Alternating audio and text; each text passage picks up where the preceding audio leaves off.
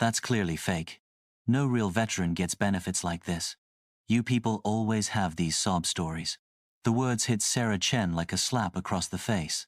She stood at the hospital reception desk, her worn leather purse clutched tightly in her weathered hands, staring at the young man behind the counter who had just dismissed her with such cruel certainty.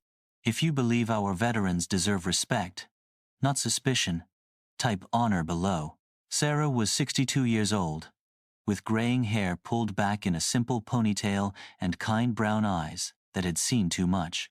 She wore a faded blue sweater and comfortable walking shoes, looking like any grandmother you might pass on the street. Nothing about her appearance screamed hero. Nothing suggested the incredible courage she had shown decades ago in a war-torn country far from home. But that was exactly the problem. She had come to Mercy General Hospital that Tuesday morning for one simple reason. Her prescription medications were running dangerously low, and her regular pharmacy had made an error with her Veterans Benefits card. The pharmacist there had suggested she come directly to the hospital, where they could verify her status and fill her prescriptions for her heart medication and pain management drugs. Sarah had served as a combat medic in the Gulf War, one of the first women to work directly in battlefield conditions. She had saved 17 lives under enemy fire, earning a Bronze Star and a Purple Heart after shrapnel from an explosion left her with permanent nerve damage in her left leg. She had given 22 years of her life to military service, rising to the rank of Master Sergeant before retiring with full honors. Now she needed help, and this young hospital clerk was treating her like a criminal. "Sir, I understand your concern," Sarah said quietly, her voice steady despite the humiliation burning in her chest. "But this is a legitimate veteran's identification card. I served for over 2 decades. I just need to fill my prescriptions." The clerk, whose name tag read Brandon, rolled his eyes dramatically. He was maybe 25, with perfectly styled hair, and an attitude that suggested he had never faced a real challenge in his life. Behind him, other hospital staff continued their work, occasionally glancing over at the growing disturbance. "Look, lady, I see fake IDs all the time. Drug seekers come in here with all kinds of stories. You don't look like any veteran I've ever seen. Where's your uniform? Where are your medals? You just look like some regular old woman trying to scam the system." The words stung because Sarah had heard variations of them before. People expected veterans to look a certain way, to carry themselves with obvious military bearing, to somehow wear their service on their sleeves. They didn't expect a quiet grandmother who had learned to blend into civilian life, who had put away her uniforms and medals in a box in her closet because the memories were sometimes too painful to display. "I can show you my discharge papers," Sarah offered, reaching into her purse. "I have my medical records, my Purple Heart citation." "Anyone can print fake documents these days," Brandon interrupted, his voice getting louder. "I'm not falling for this scam. Security." A few other patients in the waiting area were starting to stare. Sarah felt her cheeks burn with embarrassment.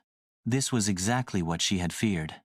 Exactly why she usually tried to handle everything through her regular doctor's office. But her medications couldn't wait, and she had thought a hospital would be more understanding. "Please," she said, her voice barely above a whisper. "I just need my heart medication. Without it—" "Save the sob story," Brandon snapped. "I've heard them all.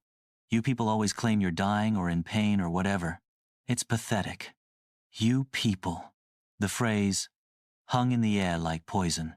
Sarah closed her eyes for a moment, feeling the weight of every year, every sacrifice, every night she had held dying soldiers in her arms, while explosions lit up the sky around them. She thought about the young men and women she had patched up and sent back to their families, the letters she had written to parents whose children hadn't made it home. She thought about the promise her unit had made to each other all those years ago. "No one left behind," they had sworn. "We take care of our own." If you've ever been judged unfairly, type "I understand" below. Sarah opened her eyes and reached into her purse again, this time pulling out her cell phone. It was an older model. Nothing fancy, but it held something precious. In her contacts was a number she had hoped never to use, a direct line that her former commanding officer had given her when she retired. "If you ever need anything, anything at all, Colonel Martinez had told her at her retirement ceremony. You call this number. The brotherhood doesn't end when you take off the uniform. Brandon was still ranting about fake documents and drug seekers when Sarah stepped aside and dialed the number. It rang twice before a familiar voice answered. Martinez here. Colonel, it's Sarah Chen. I'm sorry to bother you, but I'm having some trouble at Mercy General Hospital. They won't honor my Veterans Benefits card, and I really need my medications. There was a pause. Then Colonel Martinez's voice turned sharp and focused. Sarah, you served with honor for 22 years. You saved lives under fire. What hospital did you say? Mercy General downtown. Stay right there. Don't move. This gets fixed now. Sarah hung up and returned to the reception area, where Brandon was now making a show of crumpling up her paperwork. Nice try with the fake phone call, he sneered. Security should be here any minute to escort you out. Maybe next time you'll think twice before trying to scam a hospital. Sarah said nothing. She simply stood there, dignified in her silence, waiting. 8 minutes later, the hospital's front doors burst open. Colonel Martinez strode in first, still imposing at 55, his chest full of ribbons and his expression thunderous. Behind him came 2 other officers, a hospital board member Sarah didn't recognize, and the hospital's chief administrator, all of them moving with the urgent purpose of people who had dropped everything to respond to an emergency. Brandon's face went white as the group approached his desk. Are you the individual who refused treatment to Master Sergeant Sarah Chen? Colonel Martinez demanded, his voice carrying the authority of 3 decades in command. I was just. She didn't have proper. Brandon stammered, his earlier confidence evaporating like morning mist.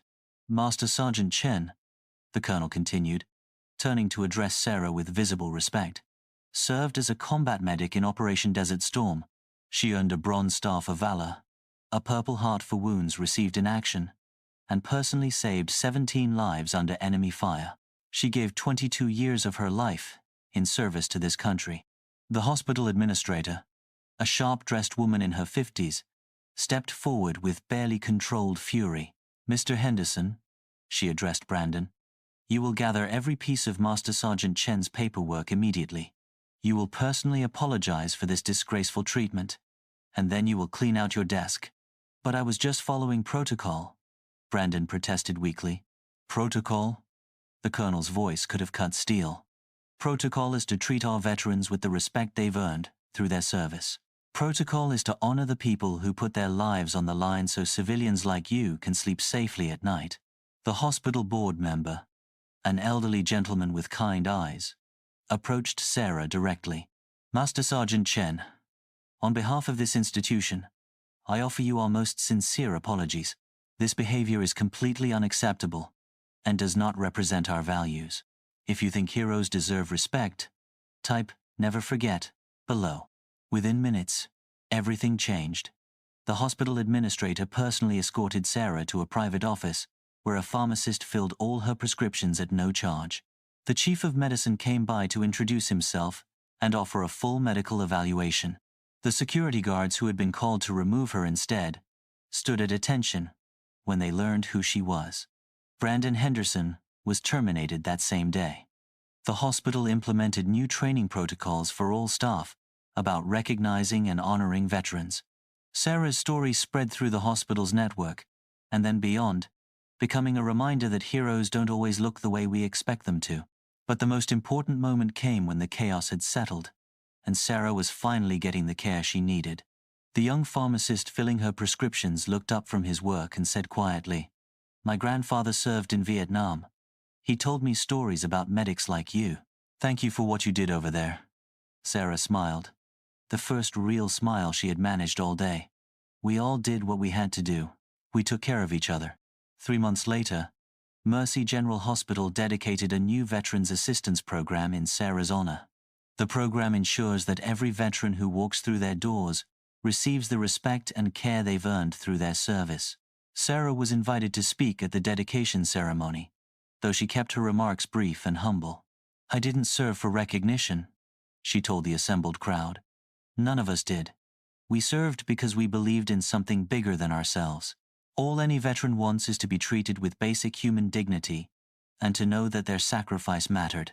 The program has since helped hundreds of veterans navigate the healthcare system, ensuring that no one else faces the humiliation Sarah experienced that day. Brandon Henderson's replacement was specifically chosen for his experience working with veteran populations, and he keeps a photo on his desk of his own father, who served in Korea. Sarah continues to live quietly in her small apartment, tending to her garden and volunteering at a local elementary school, where she helps children with reading. Most of the people she encounters in her daily life still don't know about her military service, and that's exactly how she prefers it. But now, when she needs medical care, she receives it with the respect she deserves. And sometimes, late at night when the pain in her leg flares up from that old shrapnel wound, she thinks about the promise her unit made all those years ago.